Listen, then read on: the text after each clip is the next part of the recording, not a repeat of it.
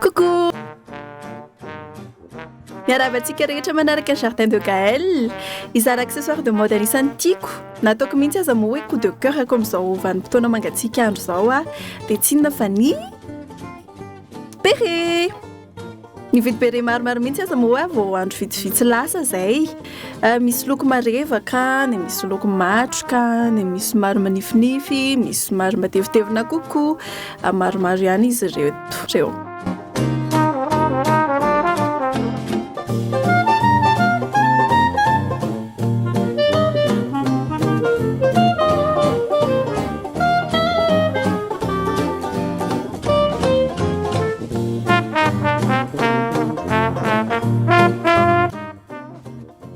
Fa tiako nefa mba hiavaka kely ny bereko dia mitady haingo azo ampiarahana aminy ary zavatra vita amin'ny tanako ihany mazava ho azy dia izay indrindra no ampianariko anareo ihany koa.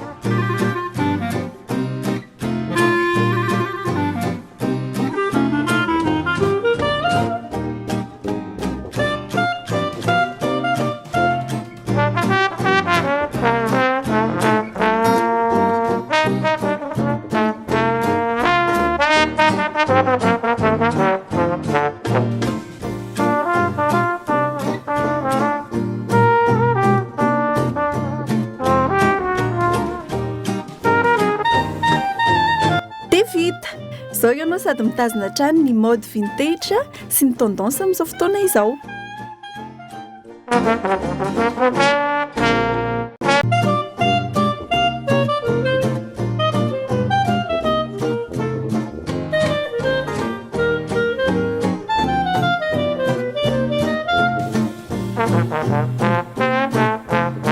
aza tonona ny misabonina amin'ny chaîne YouTube Koba Digital raha te hahita vidéo maromaro isan-karazany ianao sy manaraka ihany koa ny Jardin de Gaël ao amin'ny Facebook sy ny Instagram.